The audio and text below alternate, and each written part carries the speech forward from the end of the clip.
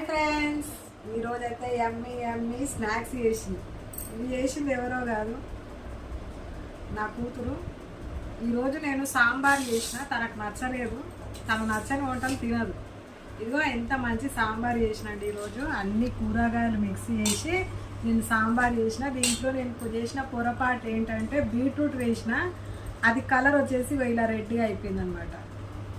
సాంబార్ వచ్చి ఇలా colour change అయిపోయింది బీట్రూట్ వల్ల. ఆ బీట్రూట్ వేసినందుకు మా పాపకు నచ్చలేదు, ఇంకా అవాయిడ్ చేసేసింది అనమాట. నాకు ఈ సాంబార్ వద్దని. సరేలే నీకు నచ్చింది చేసుకో అని చెప్తే ఆలుని ముక్కలుగా చేసి ఇలా స్నాక్స్ చేసుకొని ఇలా అన్నంకి అంచుకైతే పెట్టుకున్నది అనమాట. ఇది ఎలా చేసిందో చెప్తా. ఫస్ట్ ఆలు ముక్కలు చేసుకొని ఉడికించి పెట్టుకుంది. తను వీడియోలో తీస్తుంది, ఇంకా ఈ వీడియోలో తను కనబడద్దని చెప్పింది, అందుకే నేనే చెప్తున్నా.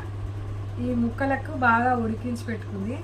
తర్వాత ఈ ఉడికించిన ముక్కలకు కార్న్ఫ్లోర్, ఉప్పు, కారం, పసుపు, గరం మసాలా, టమాటా సాస్ వేసి కలిపి ఆయిల్లో డీప్ ఫ్రై చేసింది అనమాట. క్రిస్పీగా బాగా మంచిగా టేస్ట్ కూడా సూపర్ చేసింది. ఇలాంటి వంటలకు పేరు ఇక మా పాపకు పెట్టే అవసరం ఉండదు. కాకపోతే సాల్ట్ ఎక్కువైంది, కొంచెం ఎక్కువైంది సాల్ట్. తను సాల్ట్ ఎక్కువ తింటుందని చెప్పేసి ఎక్కువ వేసేసింది. నాకైతే చాలా నచ్చింది. మీ ఇంట్లో ఇలా మొండి పిల్లలు ఉంటారా? మా ఇంట్లో అయితే చాలా మొండి పిల్లలు. ఒక అమ్మాయి కదా అని గారాబం చేసి ఇలాగే ఉంటుంది. నచ్చని వంటలు అస్సలు తినదు. నేను చేసిన పొరపాటు చెప్పాను కదా, సాంబార్లో బీట్రూట్ వేయడం.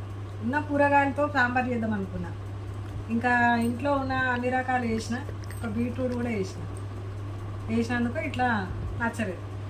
సరేలేండి, ఇంకా మా సమస్యలు ఏవో కానీ మా పాప చేసిన స్నాక్స్ ఎలా ఉన్నాయో కామెంట్ సెక్షన్లో కామెంట్ చేయండి. ఇంకా వీడియోస్ అయితే చూస్తూనే ఉండండి, సపోర్ట్ చేయండి, లైక్ చేయండి.